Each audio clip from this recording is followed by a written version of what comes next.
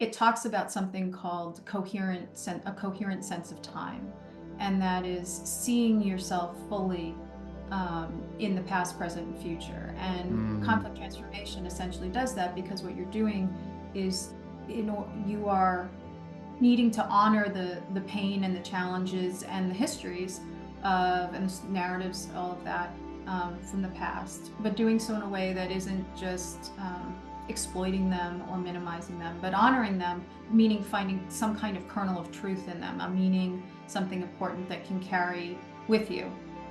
And being able to, in the moment, kind of transform the present, in the sense of, you're not fearing tension, you're bringing people together for open conversations, and then you are investing together in a shared mm. future.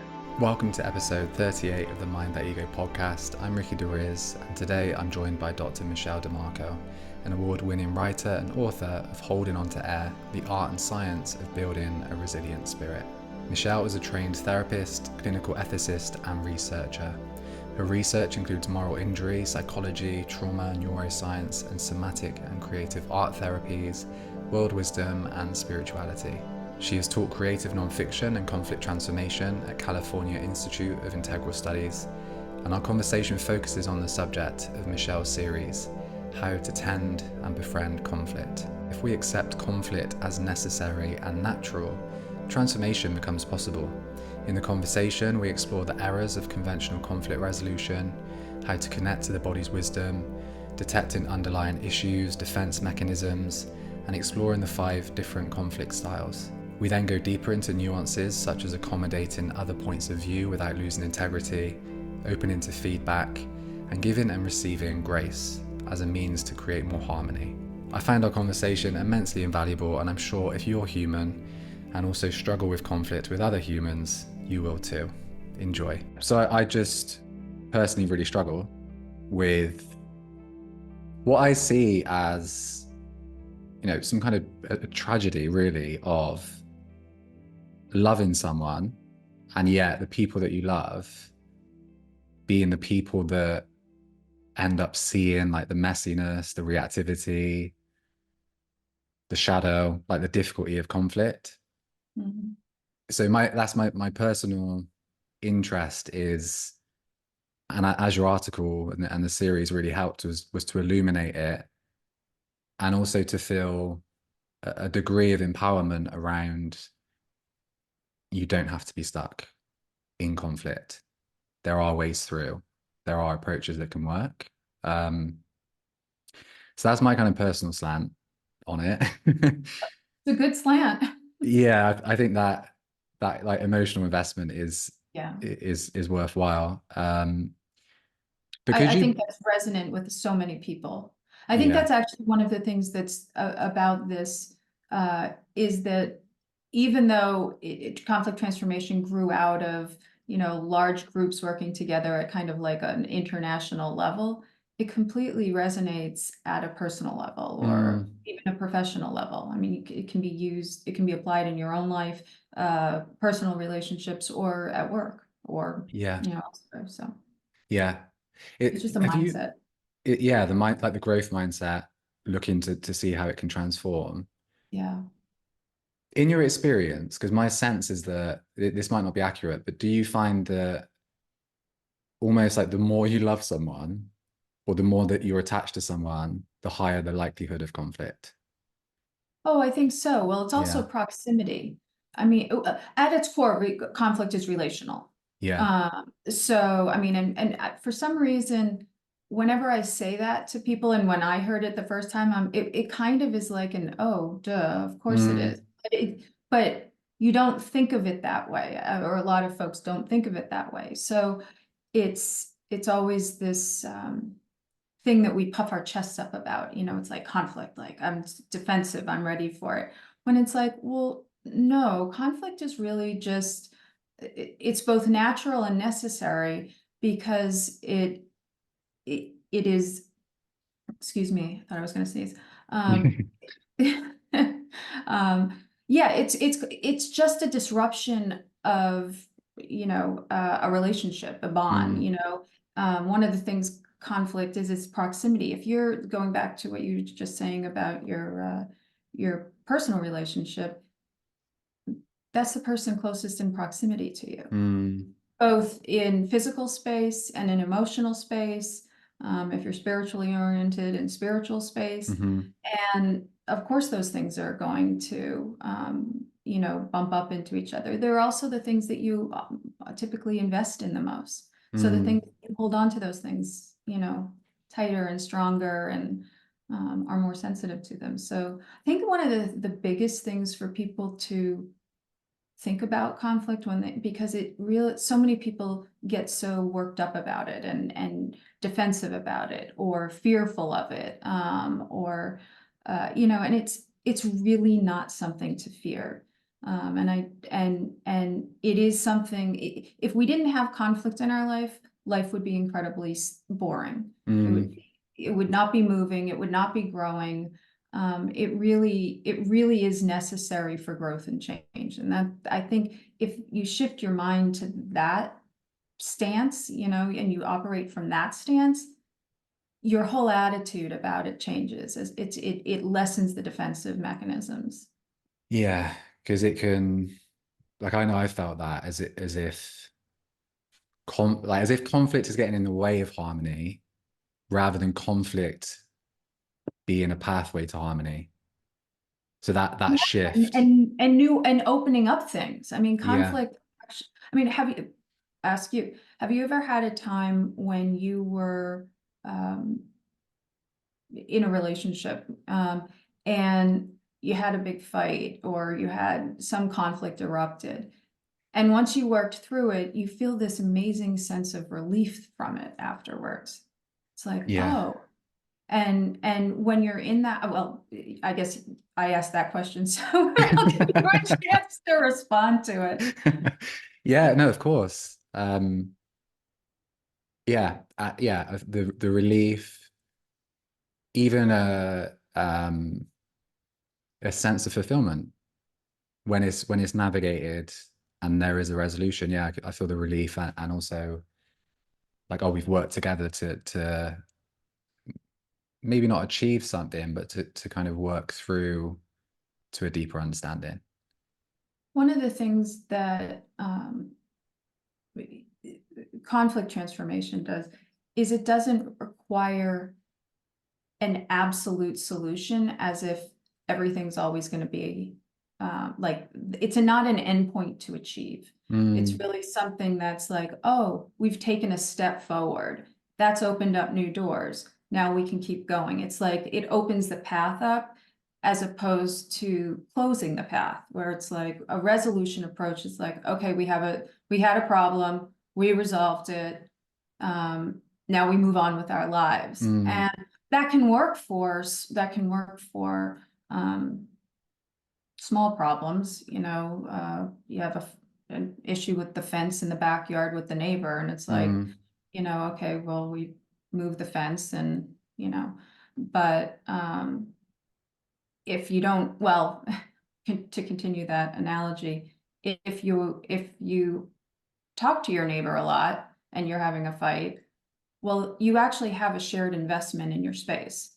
So yeah. the reason sometimes actually conflict resolution doesn't work is when the relationship is actually, when you're investing more in the relationship. If the relationship is a long-term thing, it's one of the things that helps navigate conflict is to figure out the quality of relationship, the type Hmm. of relationship that you're in, how invested are you in it, um, you know, um, uh, how long are you in it for, and to what Mm, degree. So if it's with your spouse or your partner, well, presumably you're in it for the long haul, you're in it in a mm, deep way. So just resolving an issue, you know, isn't, sometimes it's a bigger issue. yeah. uh, I where have so many.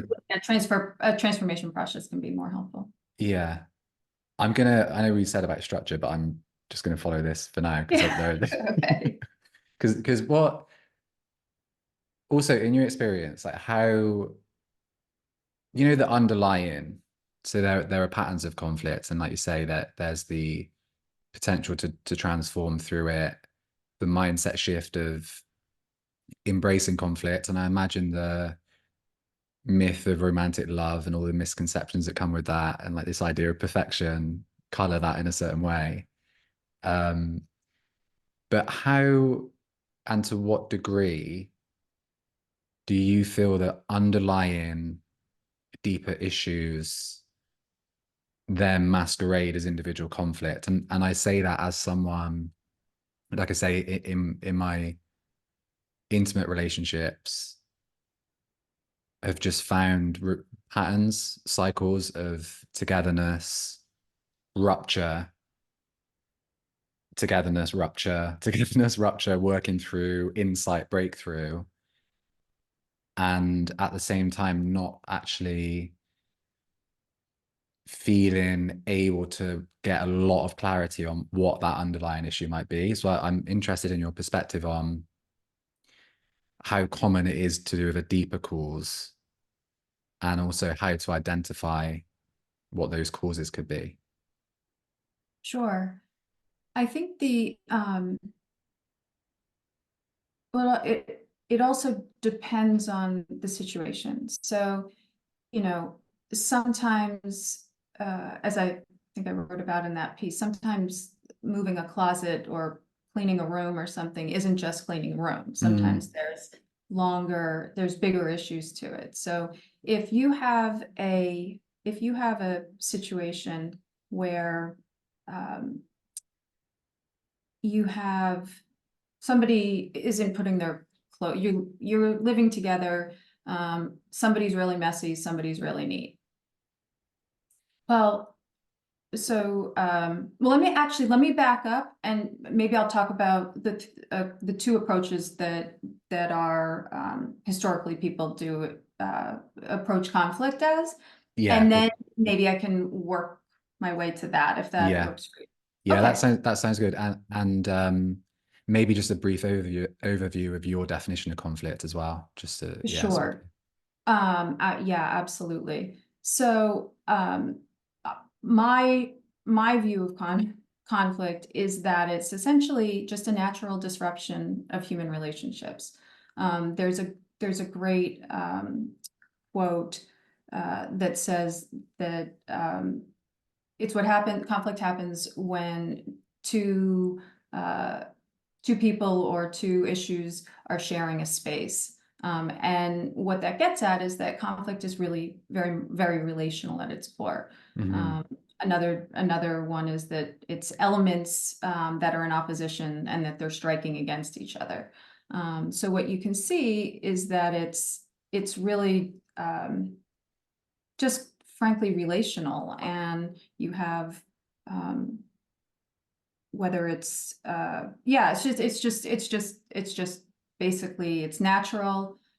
This is what happens when human beings are together, hmm sharing a space. You get differences in perspectives, differences in emotions, differences in experience, mm. attachment styles. I mean, it's a big mess of all of life, when Yeah. it comes together. And anytime you have that, things are going to bump up against each other. And so I think, a lot of the anxiety around conflict is in not understanding and not embracing that it is natural and it is Mm. something that's just bound to happen. So if when you shift that to that stance, suddenly the defensiveness comes down at least a little bit. So it's like, okay, I'm having a fight with my partner. We've got, I'm really ticked off at something. Well, that's just, you're valid in your, validate your feelings that's the situation. But it would be unnatural to assume that the fact that it happens is a problem. So do you see what I'm saying? Like Yeah.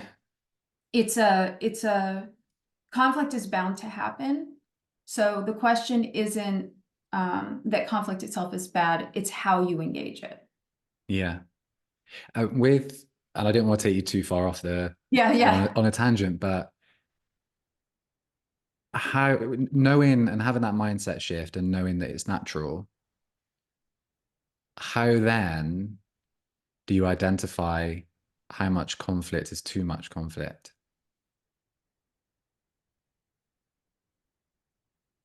Well, I think you have conflict can be like, sedimentary rocks. It gets just layered and layered and layered and layered, and then oftentimes it doesn't get addressed, and then you have a Mm, big Vesuvius eruption. yeah, Um, I can relate. uh, so can I. I think it's not necessarily about waiting until Vesuvius is, shaking in the ground. It's about acknowledging and recognizing when there are, little tremors, to continue the metaphor, Mm-hmm. and to say, okay, something's happening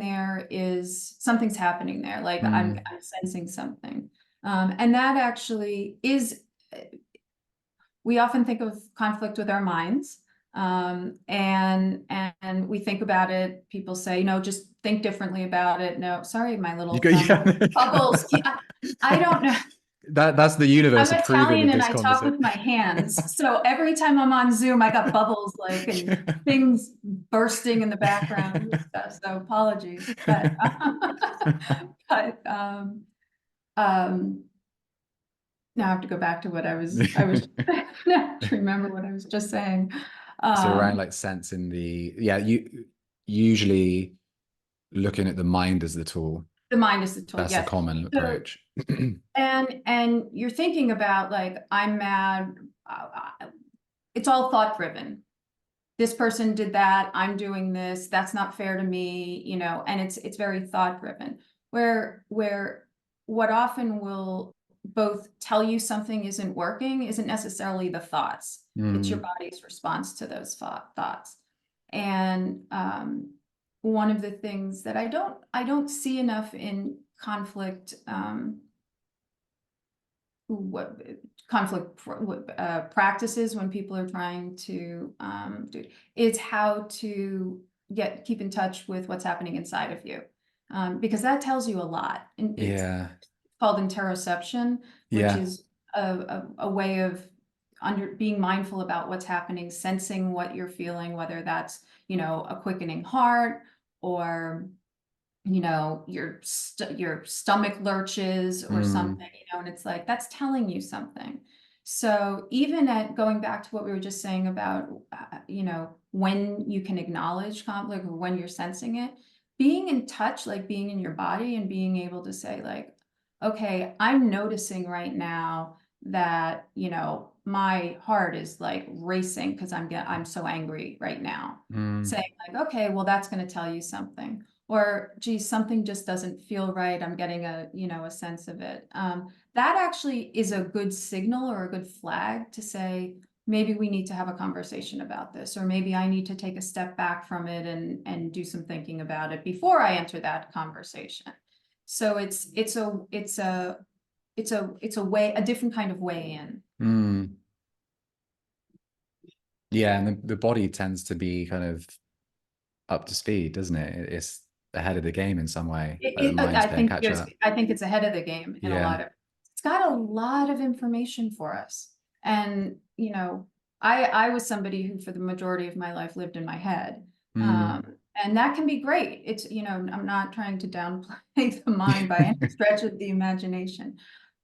But when I started looking at, somatic aspects and how that actually influences our thoughts and our behaviors, there's a lot there. I mean, Mm.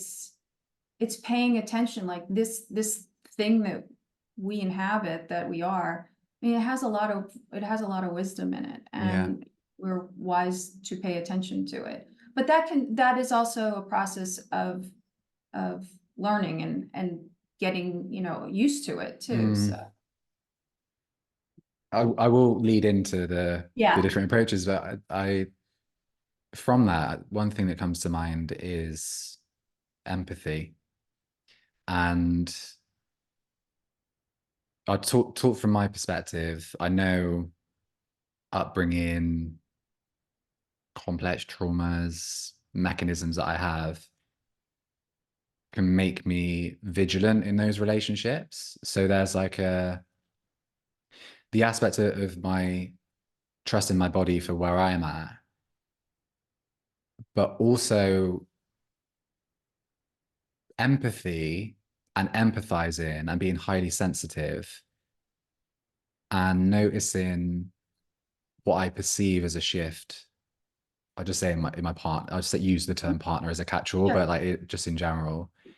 Um, and almost wanting, and I think this has been a part of the issue that I found is if I'm sensitive to that shift, perceived shift, because it might be that I'm projecting something, that I can almost rush into a conversation or rush into wanting to resolve if there's like discomfort within myself of, okay, I don't feel comfortable because I think this person might be pissed off with me for some reason. Like, should we talk about it? So I think what I'm trying to articulate is I've sensed within myself maybe rushing in to conversation, and on the opposite, because it feels uncomfortable, avoiding a conversation.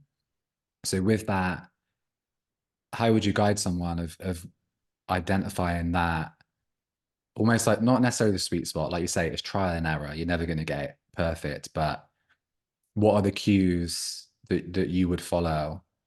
Like now is a good time to talk about it because I know I don't want to avoid and I don't want to jump in. Like how would you discern that? Well, it's funny because my typical style is the same way. It's like I Mm. just go right into it and just talk about it. Yeah. And yeah, and there are times when that's a good thing to do, and there are times when that isn't, as I've learned through bitter Mm. Yeah, me experiences. So too. uh okay, so I think uh, what is helpful is being able to notice when you want to lurch.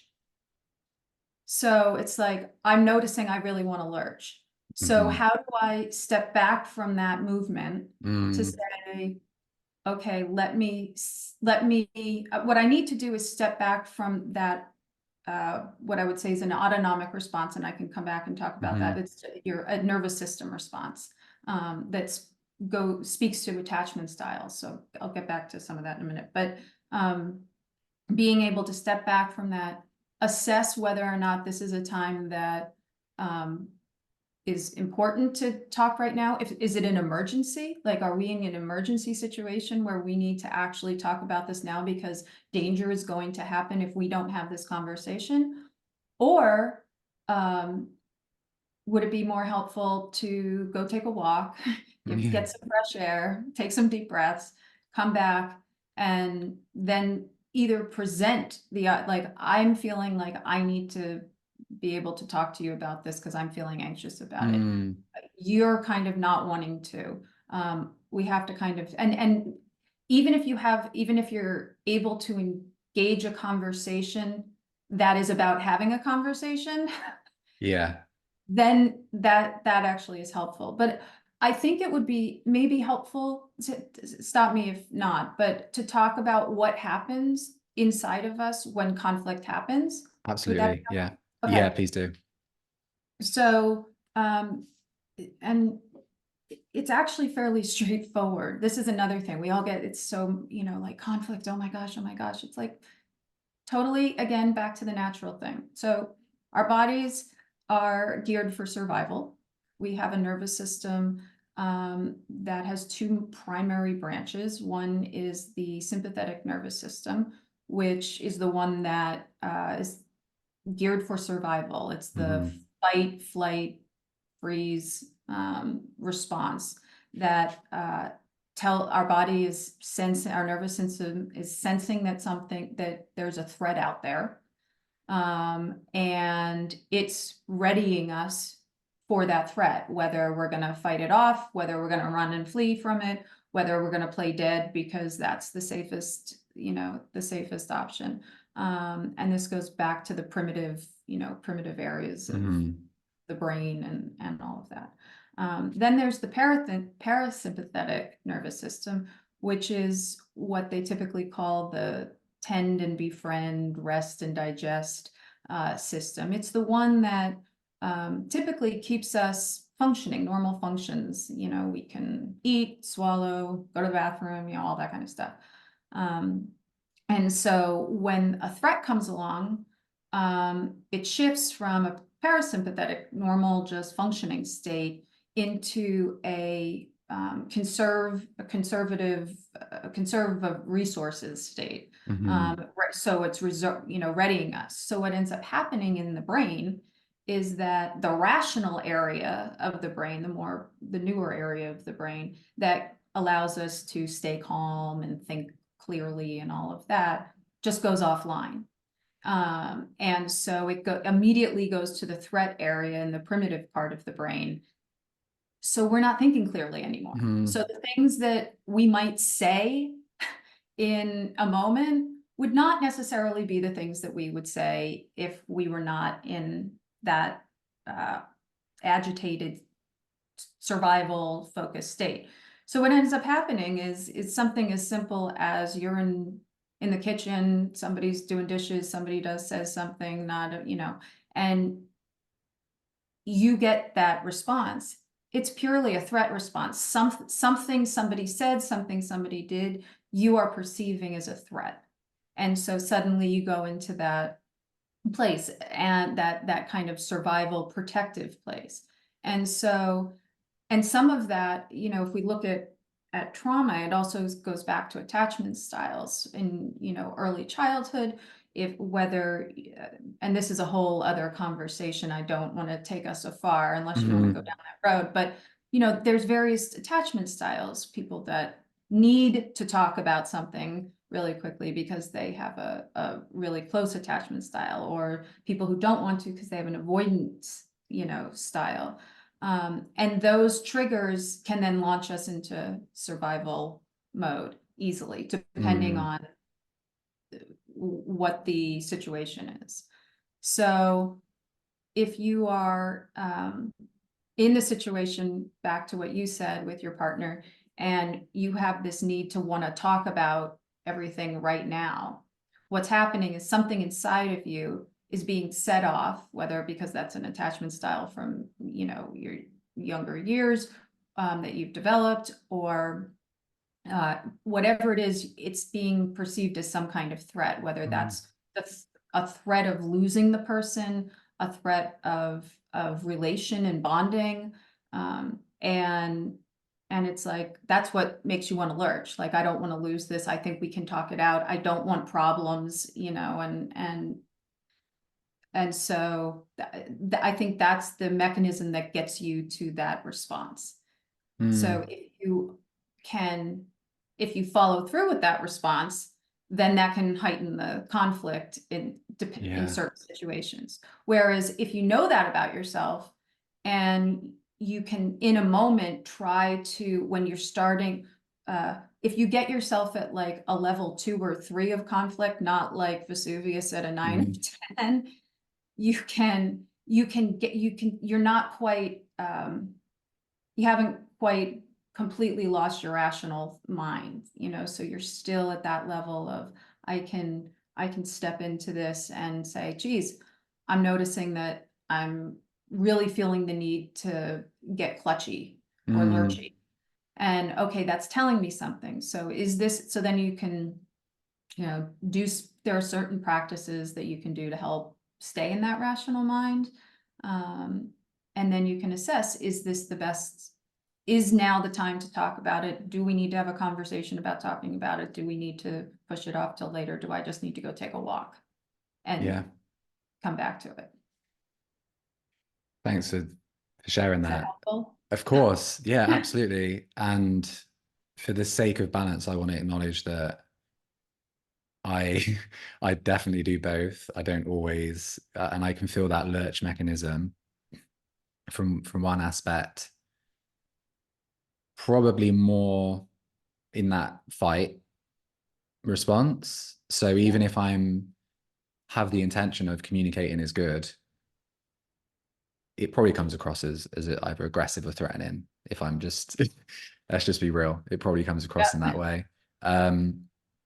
But also, there are times where I can really feel withdrawn, and I would say I oscillate between the two. And as you're sharing that, I'm thinking of those occasions and if there are different triggers between when I want to withdraw and when I'm more like, no, I'm going to confront this. Do Um, you, do you ever withdraw? Because sometimes when the fight flight is so like it's not working, you can't mm, do either. Not you can't flee and you can't fight and stuff. You end up in more of a shutdown place. It's the body's natural, and it's a self-protection thing, and it does force people to withdraw. mm, And so it may be sometime, it depends on the situation, but um, I think, even if you have been, if there's been more explosions or something like that, sometimes it's just like, I'm past the point of that. There's no way to reconcile this. So I am just withdrawn. yeah. Yeah. And I think when, like you mentioned, the layers that build up, and I think over time, when it is chronic or repeated, there can just be almost like burnout, like relational burnout. And I know that I'm not alone in my relationship and feeling that we've both felt it. Um, and yeah, I've really had to work on that shutdown mechanism. That's been the shutdown mechanism on one side, and then yeah, as I say, too much fight, and then saying stuff that I regret and just like, oh, why did I say that? It's not who I want to be. And now I'm witnessing like my shadow, this image of me that is so unfavorable, and why. um, with with that in mind as well, I've noticed, and I'd be interested on your take in terms of, you mentioned the defensiveness and it's like the complexity of defense mechanisms. So, for example, one of them for me can be feigning power or strength, like if I feel threatened. So, like feigning that through being more assertive or confrontational. Or I don't. There are so many. This is way too much to go into. But I'd be interested in, sorry, your take on the different defense mechanisms when they come online and how to notice and work with those. So you have like the body response, but then the way that the mind might try and work its way out either through blame or these different responses to conflict. It's a really thoughtful question and a good one. Um, and the short answer is curiosity. Mm, One of and that's probably not an obvious response, but when you are noticing what's going on in you, it's not just that you're noticing it. You have to get curious about what it is. Like, what is this trying to tell me? mm, Um, and um, and I think that it pulls you back from kind of reactive behavior to assessing behavior, which puts a pause in the action, quite yeah. literally. Um, one of the, well, I could go down a couple different routes. Dig in a little bit. Mhm. Where would you like me to dig in? Good question. I just checked the time. We're good. How long do you have? I didn't ask you before. I do this I'm good. I every every time. I forget to ask at the beginning. So every podcast recording, I'm like, "How you doing for time?" um, I'm good. I'm good. okay, I'm great. enjoying the conversation. Okay, great. So yeah, something that I really work on, and it's also been supported by Sanya, by my partner in the process of heart opening. Mm. And like I say, those defense mechanisms and the way that I act when vulnerable and then self-protecting, which actually initially feels easier because it's a deeply ingrained habit. It feels easier for me to shut off, pretend that I'm fine, pretend that I'm not bothered, pretend I'm not upset. Or usually it's easier for me to go to anger than it Mhm. is to go to sadness or just to feel that vulnerability. Um, so in terms of going more into that, I'd be interested in your approach to being like centered in the heart and trying to remain vulnerable amidst conflict and noticing that, bringing that curiosity to, oh, I'm actually closing my heart right now. And I think that most people, they have good reason to, they've learned through pain and heartbreak to close and shut off. But I think ultimately that's not what you want in a relationship. You want to be open-hearted, you want to be loving. How would you approach that in terms of remaining open-hearted in vulnerability? Well, and it's a brilliant question. I go back to what I was saying about knowing what's happening inside of you. Because what ends up happening often in conflict is when we feel under threat, feel attacked, and our rational brain kind of goes offline, it shuts down empathy. Mm, hmm. And so, um, because if you, go back to, well, there's a big bear coming at me, I can't really love it because it's going to eat me alive. If you just go back to the old school Come here, analogy, it's you. like, Come here. come here, look, you're a big bear. Um, but so we don't, so, I mean, it's like, this is all natural. Like these are normal, natural ways that our bodies are trying to help us survive. Mm, Sometimes they just get a little overly sensitive and yeah. we have to pull them back from the brink and say, no, no, no, the bear isn't coming. We're just having a disagreement about something and we can get through that. And so, but keeping your heart open, being able to empathize, being able to be vulnerable, all of that is not going to happen if you are in a heightened, agitated, dysregulated state. So really being able to be empathetic, to love, to be open, to be vulnerable with somebody in that moment, it ain't going to happen if you're in that space. So really being able to what's called titrate your emotions so Mm, that you can keep the ebb and flow of them moving in a healthy way. You can acknowledge when something's getting a little much. You know how to pull back from that. You know how to lean into it when you need to. That is really the fundamental thing that you can do in order to engage conflict well. mm. How, as an extension of that, how do you discern? Like you mentioned, like the timing might not be right. It might be overwhelming. It might be that you need space. And I imagine, in a loving relationship, that's a given. Like that's a boundary. Like if that's not respected, then that's clearly another cause for conflict. But how do you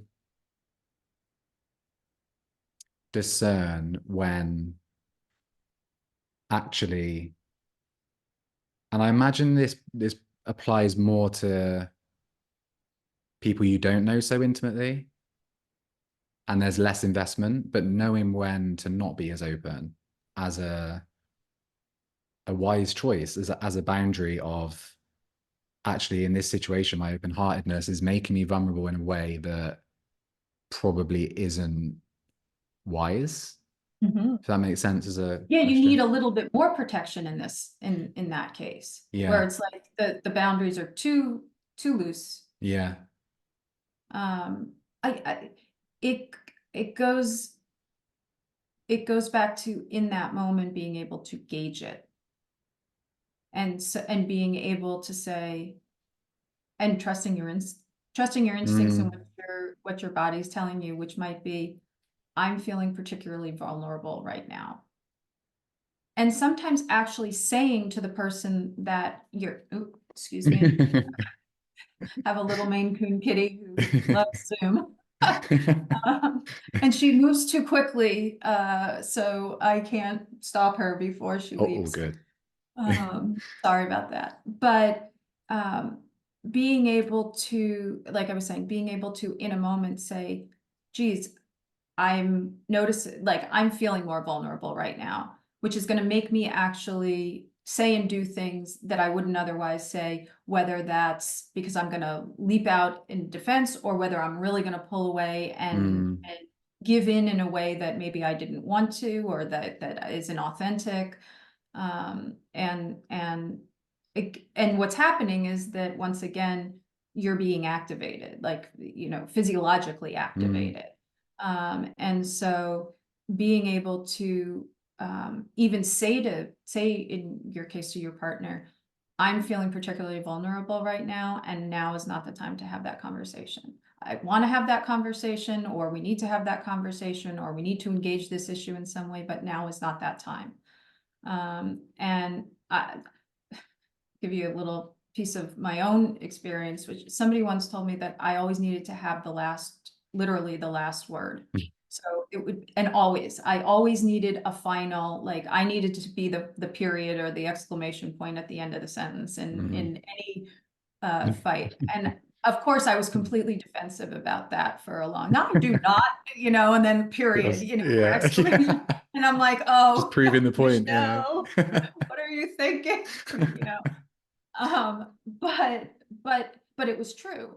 And then I started, then when I allowed the, when I approached it with what I like to call benevolent honesty, which is a kindness and gentleness with yourself, but that's also Mm. clear-eyed, to say, well, you don't have to be perfect, and maybe you do need the last word all the time.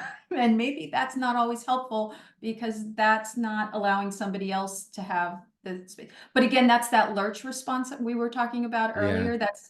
And so I was able to say, oh, okay, let me get out of my, attack mode. Let me get curious about that. Turns out probably was true. Mm. I catch myself and then I say, you know, um, if I'm now feeling if I'm now in a situation where I want to have the last word, or I want to have that, I'll step back from it in myself, kind of ground and say, okay, is this really going to be helpful? Sometimes it is, sometimes it isn't. Mm. Sometimes it's also, you're able to say, I have more to say on this, but now isn't the time to say it, and I'll express it later. But I'm honoring what your needs at the moment. You know what I mean? Like I'm honoring Yeah. how you need to hear that. And so it really is being able to gauge and assess and be curious, probably in the reverse order, Mm. in about what's going on, and then being able to say, okay. And again, sometimes we get so lost in the content of the conflict, not, and it's so that it prevents us from actually being able to say things like, you know, uh, there's more to say on this, but now is not the time. Or I do think that this is an important issue that we need to talk about or we need to address, but I'm not in a state right now that I can do that well. Mm. And so let's find a time when we can. Mm. So it's being able to talk about more than just the content, but the process of what's going on and the context of what's going on, engaging everybody. Because if you're not setting yourself up for, you're not setting yourself up for success if you're just lurching into things that are in a bad way. Now, sometimes emergencies happen and we need to solve things, and um, I I don't know if we want to go to conflict styles yet, but if that's something you wanted to talk about, but I'll just say generally, and that there are generally five conflict styles, and each one of those we tend towards one or two of them in some ways, but all five of them are really important for how to engage conflict, because there are certain instances where avoiding is a good thing. Everybody typically goes, "Oh no, I avoid conflict like the plague." You hear that all the time. And it's like, well, no, sometimes conflict is good. If somebody is like road raging, engaging that and sticking your middle finger up or something is probably not going to be helpful, and that Yeah. or potentially be dangerous. So if there's also really understanding the context of the conflict and knowing when it's good to compromise, when it's good to collaborate, when it's good to avoid. These are super helpful things Yeah. at a small level that will help you to engage conflict well. It becomes apparent having this conversation why relationships are probably the most difficult, and also have the most potential to really do the messy work, be it as like personal development or even a spiritual practice. Like the amount of complexity and humbling. That's something I find. Like there's a humbling process to all of this, isn't there? Very. Yeah. Could you? So you mentioned the conflict styles. So it was avoidance. Oh, yeah. If So you, yeah, we can go over those briefly because I think they're helpful to pinpoint what tendencies people might have. sure. Yes, of course. So it's called the Thomas Kilmann conflict instrument that is basically developed five conflict styles that most people tend toward in one or two ways, especially. They are competing, which is essentially like, my way. Mm, Um, and that's like, I got to get what I want no matter what. You know, some people are going to win, some people are going to lose. There's collaborating, which would be our way. And that's kind of finding a solution that makes everybody happy. Looking closely at like the sources of the conflict and then working together. There's accommodating, which is your way, which is giving in to somebody else's needs, perspectives, desires, and paying less attention to your own and more and privileging theirs. There's avoiding, as we talked about, which is basically, pretending nothing's wrong, denying that there's a problem, walking away from a problem, that.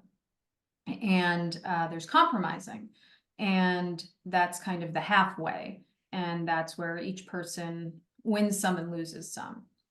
And so, and I can send you the link if you want to post it with this, but there's an assessment, a free assessment that people can do online. I did it. I reread Oh, did your. you? Yeah, I'm. Isn't it fun? It is fun. Yeah, I was. What was it? I think it was compromiser, and there was another one because it does percentages, right? The one It that's does like, yeah, percentages, yeah. mostly compromiser. I think there was another one. Is that a good? Because you said there, it depends. It's contextual. It's not like one's better than the other, but Exactly. So unlike some of the other personality tests and things out there that are more, this is, you tend towards these things. So, and they, like you said, they give you a percentage, and, so it's like, okay, I tend to be a compromiser and an avoider, we'll yeah. say. Okay.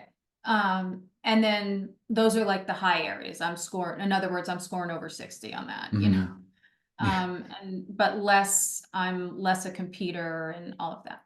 Now, most people then make all kinds of presumptions about or assumptions about what that is. Like, oh, I'm an avoider. I don't, I can't do conflict, and, but like I said, it's actually, so this tool does two things. It allows you to kind of understand your natural inclination, but it also helps you to see how different contexts of conflict require different Mm, approaches. And so the good news is that you can build up, once you have some knowledge about this stuff, and you can practice it, you can build it up so that you can start to acknowledge, like, this would be a good situation where we collaborate. We have a shared investment. We've got, we live together. We've got we have a long-term investment of a relationship. This specific issue, we need to figure out how, we can find a solution that works for both of us. mm, Um, you know, but there's other times where, like I said, you don't have a long-term investment in so avoiding may be helpful. It may also be that in a moment, like we're going back to, where you feel particularly vulnerable. Well, it may be that you need to avoid and say, now's not the time. I'm not becoming an ostrich. I'm not putting my head in mm. the sand and never gonna deal with it. But now is not that time. So I'm gonna now practice an avoidance, approach out of a place of self-protection, and so that I don't say and do things that I wouldn't otherwise want to do. Yeah. I also think that the example that comes to mind where that would be skillful is in a relationship or a dynamic where you've expressed boundaries that aren't being respected. Yes, And then very they're still much. not respecting them. So it's like, okay, I'm actually going to avoid because I know it's not going to be respected. Um, and now I'm playing a game in my mind. I'm like, oh, when does each work? What context? Because like the more of it wasn't confrontational. What was the one like us Competing. competing? Yep. An example that comes to mind, like doing, and you might experience this as well, like doing this kind of work, having a presence, sharing ideas without being dogmatic. I notice how some people just come at me what I'm saying with no, you can tell there's no desire to actually accommodate and be like, oh, I see what you're saying. This is my view. They just want to show that they know more than I do. And this is something I've noticed the more that I'm getting reach, getting people respond and just sharing their view on what I'm openly putting into the world. And I want to be creative and I want to accommodate people. And it might be a talk or presentation as well. Like that could be another context for this. I want to accommodate and be okay, yeah, I understand where you're coming from. This is my view. I'll take that on board. But noticing when someone is just taking up space, like some people, like some people just want to take up space in these containers and just be like, no, this is how and you're like, yeah, I get that. I'm not saying this is the way that reality works or whatever, but just to acknowledge within myself how I've had to refine competing against the consensus ideas, the consensus of people's misconceptions or stereotypes, particularly around mental health and spirituality and that overlap. So that's an example that comes to mind for where That's actually competing. that's a great example. And to be honest, I hadn't thought about it that way before, but it's actually super smart, because what's interesting about that is that if we opted for, or in your case, in the situation you just said, if you opted for a competing approach to dealing with what it's like, okay, I'm getting this tension now, this person's like unnecessarily pushing back, in kind of a Mhm. blowhard kind of way. I'm paraphrasing clearly. uh, but if you took that competing approach, it would just anger you. It would not Mm, turn into something. It would increase your anger, because now you're going at it. It would ratchet things up in yeah. that instance, as opposed to saying, you know, if you take the I'm just, I'm going to accommodate.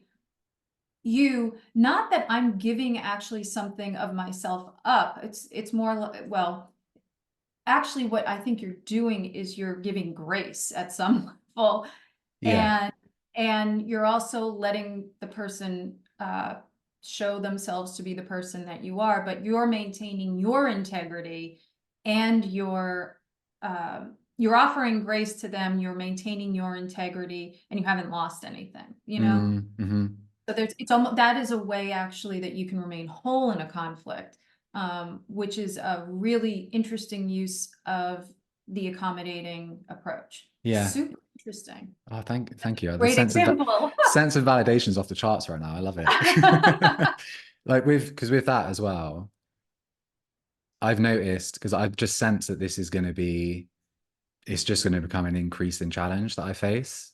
I just sense that. Maybe I'm manifesting that, but there's also like a window of accommodation almost because this idea of give someone an inch, they'll take a mile.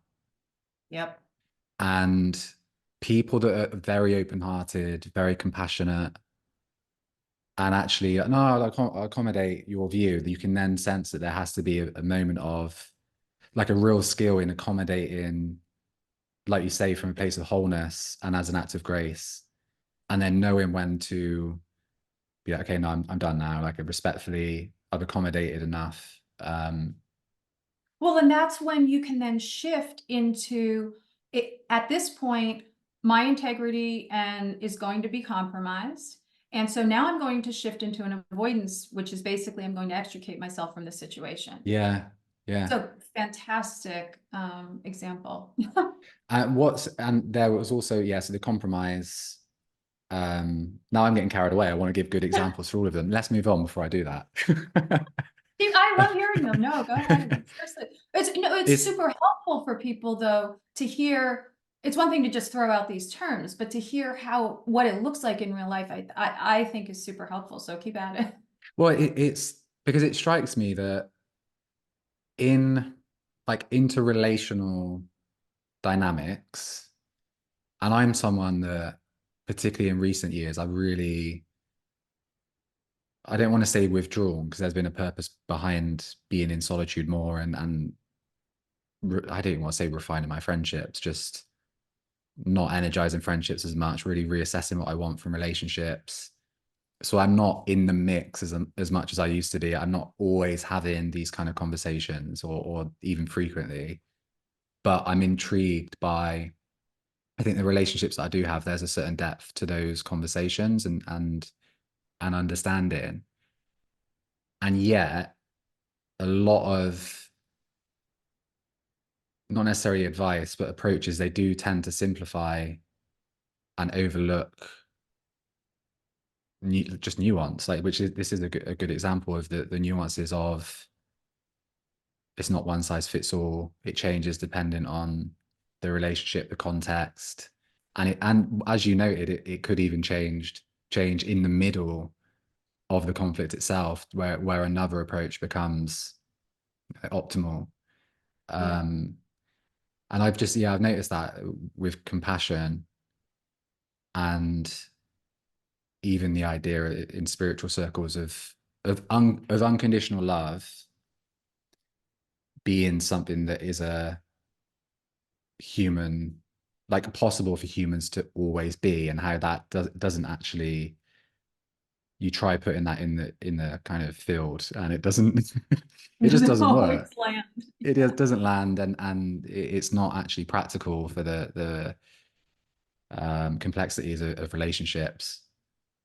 um Well, Dick, so and it's interesting how, and this could also go down a different road, but it's interesting. You mentioned compassion and what you just said, and the universe, love, and how that kind of compassion also comes up against dignity and integrity.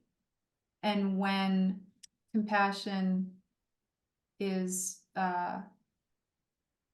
when become when it moves from being healthy to unhealthy, when dignity and integrity start to mm, become compromised. mhm. That's a great point. Yeah. And with in that space, over the risk of over empathizing with someone's point of view, like you say, to the point of losing dignity, of having people and relationships that aren't respecting boundaries or have certain just unpleasant or unsupportive dynamics that are just, oh, I understand where that person's coming from. I think this is something that can a potential trap is if you understand where someone's coming from, and if you understand their motivations, that can actually then become like a qualifier to endorse unpleasant behavior or unfavorable because you understand from a place of empathy. If that does that make sense? 100, yes, Yeah. complete sense. A very good point. It's interesting because empathy out of the gate, it's like, no, that's a positive thing. We should all have empathy. And I'm not in any way suggesting empathy is a negative problem, is negative or a problem. However, it can be, to your point, if the boundaries around it aren't held in a healthy way. Mm, What ends up happening too is that a lot of people talk about empathy, and they in theory are giving that to someone else, whereas it's really just about kind of virtue signaling for themselves, that like, I'm a super good person because I'm understanding things too. So, I guess it's like anything else, the Goldilocks principle: too much, too little, yeah. just right. Yeah. But it's an oversimplification, but it again, it's being mindful of when things are shifting. Hmm. Where is this empathy coming from? How is it being used? Is it, if empathy is essentially the feeling and compassion is the act, am I just living in empathy, but I'm not actually doing something? And the is sometimes the best thing I could do, the most compassionate act would be to actually draw a better boundary. Yeah. Yes. Yes. Especially with, I like the Buddhist terminology, the way they break down compassion in different ways. And one of them, just the understanding, is to suffer with and understand someone else, but to take action in order to alleviate that suffering. Like everything, that what I've just said can also be weaponized, and it is by certain spiritual teachers for sure. Because it's like, Yes. oh, I'm just being compassionate. I'm just destroying your ego for your own. It's like, no, chill Right. out, really. But yeah, I say that because breaking repeated habitual pattern, especially in family dynamics, Oh, yes. when you actually notice those dynamics and you know that communicating is going to cause at least short-term temporary upset through setting boundaries, through calling out behavior, there's like oh God, this is going to be difficult, but it's the most compassionate thing because I can see how these habitual ingrained behaviors are causing more suffering. Whereas if I have the courage to disrupt those patterns, it's gonna potentially create an initial reaction, but then for hopefully for greater, more organic, conscious harmony through that. It's difficult in the short term, but you're investing in the long term. Mm, And one of the things that is, really tough for people is discomfort and sitting with discomfort. And that is, as you just, in the example you just gave, that's exactly it. It's like, I know this is not going to feel good for a while. And I know this is going to cause certain things, and it may cause long-term things in certain cases. mm-hmm. You Completely, don't it know. might could revolutionize or completely change the dynamic, right? It's not. Completely. And there has to be you have to reconcile yourself to that and live and be able to live with that uncertainty that you don't know. You Mm, can't. you can't control all the outcomes. It may do this, it may not. Yeah. But I know from a place of calm and centered that this is what is right. This is what needs to be happen in order for integrity, dignity, all of those Mm. wholeness to exist. And that isn't easy, and that does take some courage, and it does take resilience, and it takes, all kinds of things. But it I think but to kind of pull back to so how do you sit with discomfort? Some of that is um, acknowledging, some of that's patience, and that's living, with moderation and perspective throughout difficult and uncertainty. Um, you know, being in touch with yourself to say like, Mm-hmm. okay, I'm really feeling this right now. Like, okay, I'm really worried about it. Now I'm like ratcheting up and saying, okay, what can I do to just, get in the present, do something, calm things down so that I get out of that space. There's I think lots of things that we can do, but I don't think as a society we do necessarily a good job of sitting with discomfort, or helping people to sit with discomfort. Yeah. I mean, unfortunately, life's full of discomfort. Mm-hmm. And sometimes, and discomfort, like any emotion, it has, that experience has something to tell us, Yeah. there's wisdom in it. There are a few different directions to go in. I'm conscious of the time as well. Um, One thing, well, more than one, there are many. I'll share and see what feels relevant for you. Because one is like we spoke about almost the risk of not getting the balance right with empathy. I wonder on the flip side how you would go about empathizing. Now, for me, it's maybe revealing about my own tendencies, but I know if how do I explain it without revealing too much on this podcast? Like my background with mental health, mental illness, I'm super sensitive. I've had to do a lot of work to kind of stabilize my sense of self because I'm quite permeable. So I've had to really like refine those boundaries over time. Hence the solitude that helps. um, but what that does mean is that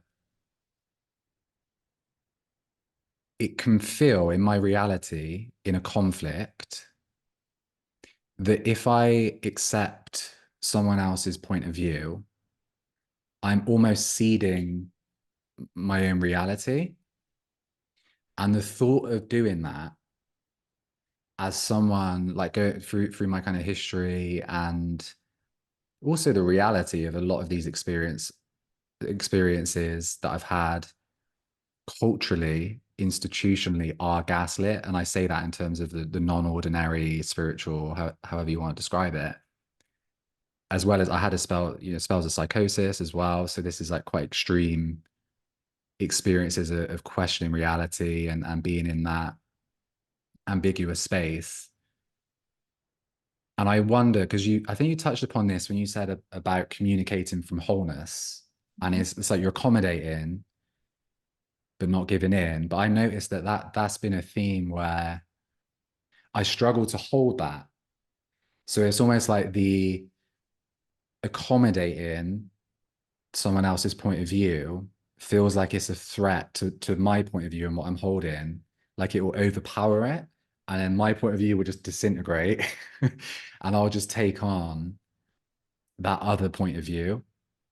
I don't really know how common that is because, like I say, I'm aware of my own tendencies, and there is a holding of um, both perspectives. So I wonder how if there is anything you identify in that ability to I'm going to hold my point of view and my perspective on it could even be meta, like what happened in the conflict. I'm going to hold that not rigidly, but I'm also going to accommodate maybe someone else has a different perspective on this conflict, how I was being, how they were being. how do you reconcile that without losing your mind? And I may be speaking personally there, but that's often what No, it feels. I mean that's $1 million question. I mean, I Yeah. think no, I think I no, I think you are not alone in that at all. I mean, I think that actually, I mean, what you're getting to is just how is perspective and also um how people story their experiences. Mm, And so you know, at some point, whether somebody said XYZ with an emphasis on this word and that sent that meaning, or it was these words, then that, and you get caught in the tension of that. At some level, sometimes you have to say, this is my experience of it, and that's your experience of it. So what do we do now in the gap, in the space in mm, between? Um, what is this? And that's the area to go in, because if you're arguing about realities, that's not going to be, you could hold up a phone that shows somebody doing something and they will still say, no, but it's taken out of context. And this is this, and no, yeah. you made me do that. And I'm not taking responsibility for that because you did that. So sometimes arguing about the content back again is actually not the most useful to get you through something. Mm, It's understanding the context. It's saying, okay, we can agree to disagree on this one, but but that's still leaving a gap between us. So how do we engage the space between? mm, Does that? yeah. It does. And what it brings up for me is, yeah,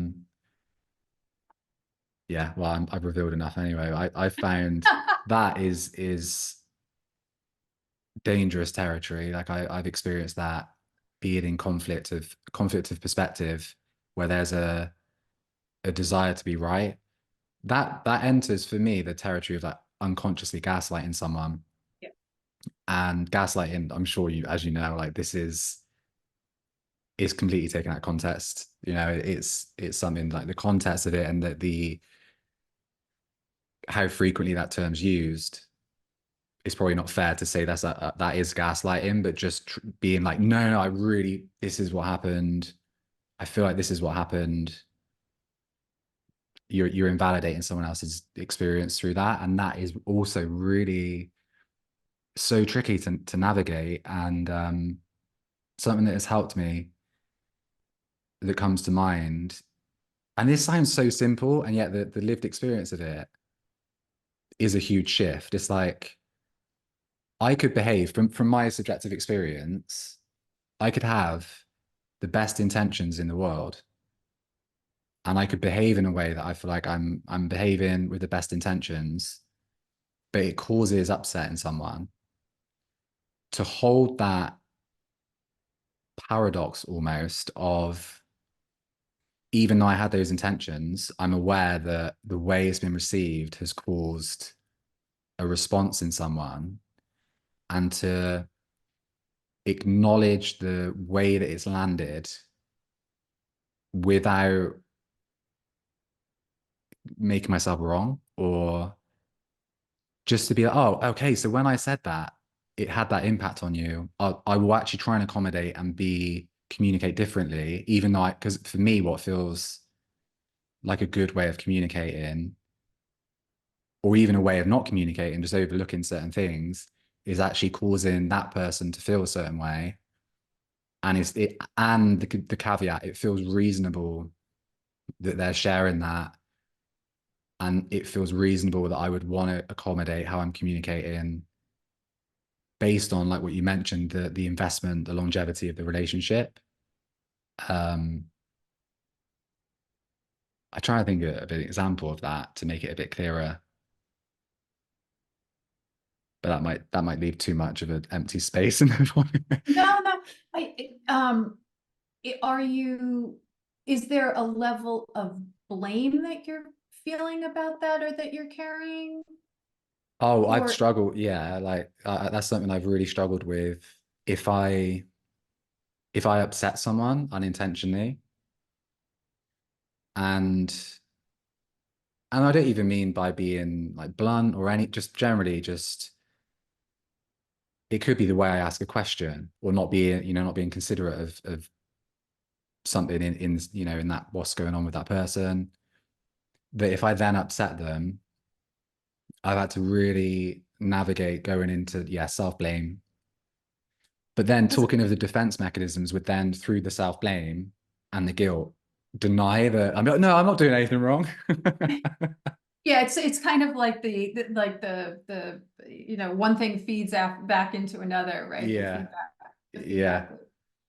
One thing that I sorry to sound like a broken record, but I think that the if you just think about the imperfection of the human condition, Hmm. you know, it's natural. People are going to say things that offend people. I'm going to say things that offend people. Somebody's going to offend me. I get offended how many times a day? I mean, at the same time saying, to acknowledging the human condition and the that it is imperfect, um, and that, and to give ourselves and others a little grace in that, and to say, like, it takes the pressure off a little bit so that you can cut that bad feedback loop that then Mm. gets you back on the defensive, where it's Mm. like, you know, may not have been the best way to have approached that. Maybe even it was a pretty darn bad way to approach it. But the fact that this is what I'm about to say is very true in my work with moral injury, where there's people oftentimes who have done incredibly, they violated their sacred values and beliefs Mm. in very meaningful ways, or they witnessed it. That's a whole other conversation. Hmm. But they often use the phrase "I'm a monster," or like, "I acted this way, it was so awful, I'm a, blah blah," and they fight against it, and they think, and then they absorb it, and then they end up like kind of becoming that and feeling like it's completely pervasive. So one of the things, excuse me, that we talk about is, the fact that you can acknowledge that that you did something that, in that case, compromised your values, or in this case that you're describing, that maybe you didn't act the same way. The fact that you have that there, first of all, the fact that you would do that, it's natural, things happen. The Mm. fact that you acknowledge it and you feel that it wasn't the best thing is a mark that is a mark of of a mark of integrity and dignity and compassion. And so what ends up happening is when you fight that and stuff, then it sends it into the defense mechanism place. Mm. And then you go. So if you can cut it and just, maybe it doesn't go back to that place where you can literally just, say, I know better for next time. I'm not perfect. You know, you're right. I could have handled that better. Mm. Or you could have handled that better, but I understand. Like, I know where that was coming from. That sometimes can, that moment of grace or just acknowledgement, putting in a sense of global meaning, putting it in the bigger context of Mm. the fact that the human condition ain't perfect, that we can, it can cut that, just that acknowledgement can cut some of the that negative feedback loop. Mm. Yeah, I appreciate that description. Like it feels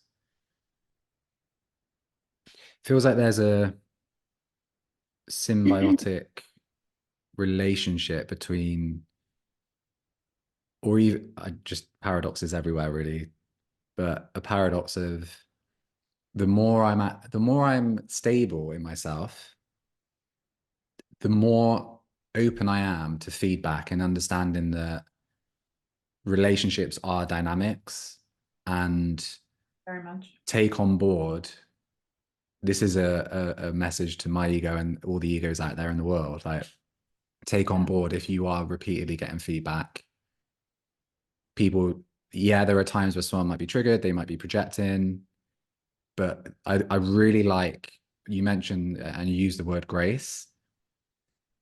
I like that idea of give people that act of grace to say, you could be completely wrong, but I'm going to actually I'm going to take on board what you've said and reflect on it, because I see a lot of substantial issues in the world, also in leadership, also in spiritual teachers, being they convince themselves that they are right, that they're enlightened, that they know how to be with people. So they stop taking on feedback.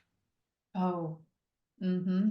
They shut down that mechanism, and any feedback they get is just people projecting their stuff onto them because that clearly is not them. Yep. So it's like, if you like, one of the big practices in that realm is like, just give people the grace. Yeah, people do project. People do sometimes, and this is where I find intuition comes in as well, because sometimes you do intuitively pick up on something in someone that they might deny. Yeah, that happens. But also there's that flip side of give them that grace, because there is a mixture, and that's a really good growth opportunity to just take on board that feedback. Yeah, 100%. Um, it's funny. I was saying I apparently needed to always have the last word, Mhm. and now I'm very aware of it. And I notice sometimes how if I'm in a conflicted conversation or situation or something, and I really want to have that last word, because going back to the realities and where it's like I wholeheartedly disagree, reject the reality you just laid out. Mm, mhm. And wanting to just go in and say, that's not true, but like, what are you Yeah. thinking? I have empirical evidence a mile long, and all this kind of stuff. And really wanting to do that, and that lurching back to what we were talking about before, to do that, to say Mm, that, to have that last word, to prove them wrong, to prove I'm right. Um, and saying, no, I can have my reality, and I can maintain that is that I'm sticking to it. You know what I mean? Um, I may also say, geez, this person seems really dysregulated at the moment. They're not in their rational mind right now. So their reality yeah. is probably fairly distorted at the moment. And therefore because I'm in it more than they are, I can then accommodate with that moment of grace and say, Michele, you really are not going to, there's no reason, you're not in a court of law. Like, you don't need to like put out all the Unlock the, evidence. It's yeah. really unhelpful. Just step back, take that moment of grace, bite your tongue, do some deep breathing, get into a different situation. And almost every time that happens, that same reality is slightly different than when you come back to a different conversation. It's like somebody else might realize, geez, I was really out of it. That maybe, did I really think that? Well, I didn't mean it that way, but I guess it sounded that way in the moment. Mm, yeah, that bringing that back to my relationship, one of the biggest acts of grace that I've received, and it's happened before, but to a higher degree. This is going to sound more narcissistic than intended when I share this, but like, the biggest act of grace is knowing that I was right all along. No, that's not what I'm saying. Like, the biggest act of grace is when my partner's, and what I really picked up on then is like, when you, with this understanding and this intuition, I think you're highlighting the point I was making around, maybe that's it. You can intuit when someone's not regulated. And actually, rather than just be with that and know that when they settle, they also will come round. And for me, having that experience of having had conflict and feeling like, I'm sure in this conflict, my, how I see things is accurate. and I feel like they're being unfair in what they're saying, how they're responding, and then to have my partner be like, "Do you know what? I was being unfair then," and I'm just like whole system flooded with relief, almost, just like, Right? wow, thank Like you, it's like, palpable. You yeah, feel it. Yeah. yeah, significantly, like a real, yeah, really Release. affirming, yeah, yeah, huge affirming process. So yeah, I want to acknowledge that on also what it's like to receive that. We spoke about, the nexus on dealing with conflict, but to receive that as well, it feels almost disproportionately good. No. And strangely proportionate. Yeah, at the Yeah, you same know what time. I mean? Yeah, Like yeah, it proportionate in its disproportion. Yeah. yeah. I'm conscious 'cause we're on there almost an hour and a Oh, half. To draw us to a close, did you want to? Because I feel we've addressed a lot within and flowed with it as well. Was there anything else you wanted to say about the conflict transformation? I feel like we've been talking to it. oh, yeah. It's a whole other Yeah. program at this point. Yeah, I mean, I think just, to wrap up, I think Mhm. there's essentially putting the beginning at the end, there's essentially three kind of main approaches to dealing with conflict. One is conflict resolution, which is about solving a problem. And that can be good in some situations. It's not good in other situations because it's not getting at underlying needs, desires, perspectives, all those kinds of things. Um, there's conflict management, which is essentially conflict is eradicable. You can never going to get rid of it. It's always going to be here. Best thing to do is to put the lid on it and just kind of keep it, corral it, maintain it, uh, minimize it to the extent you can. The problem is that just lets it go on and on and on and on, and it's Mhm. not actually doing it. It's not using the energy of conflict to make positive, sustainable change and opportunities for growth. Conflict transformation comes in, and because the 90s, conflict practitioners basically realized that those two approaches at a large conflict, global kind of international level, weren't cutting it. And frankly, they don't always cut it for the same reasons that it's not getting at those deeper issues Mm. uh, at a personal level or professional level. So conflict transformation is basically about creating something new out of the problem. So it's not I'm we're resolving this or fixing it despite all of the problems. It's more because of, like, you're using what the challenge was as the catalyst for positive change and growth. Um, and so, it does go beneath and address it, just the superficial positions and Mm. interests that typically go with the other approaches. This is something that is very relational. It's very much assessing the quality of the relationship, some of the stuff we already talked about, Yeah. and trying to see how the past, the present, and the future all can coexist. Um, Mm.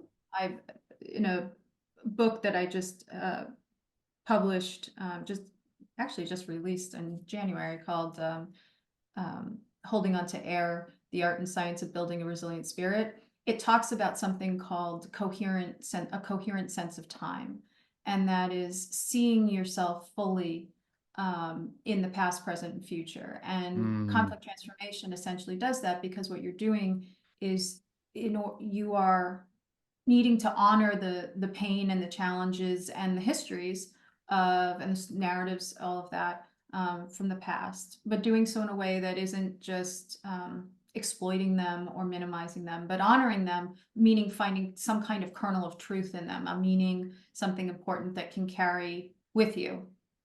And being able to, in the moment, kind of transform the present, in the sense of, you're not fearing tension, you're bringing people together for open conversations, and then you are investing together in a shared Mm. future. And that's something you can look to the horizon and, the long arc of the universe, the whole thing. And, just building something together. Yeah. And so, that's sustainable.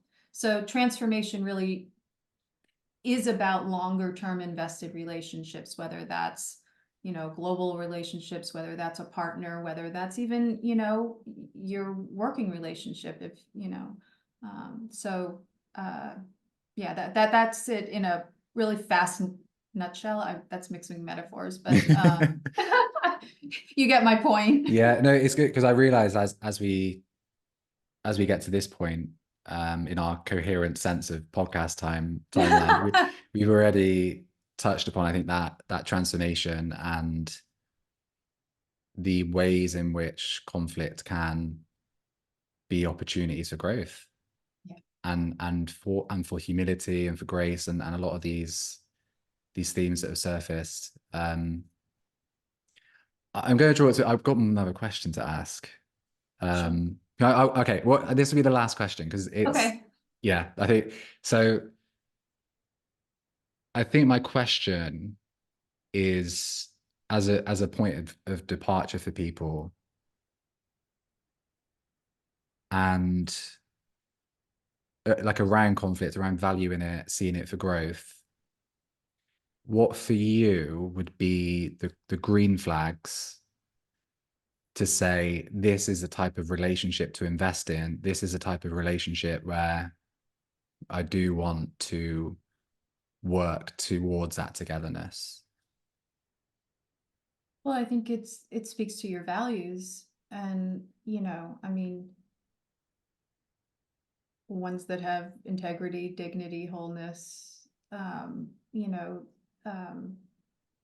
I I think we we we have relationships with people we don't like, Mm, and sometimes we have to.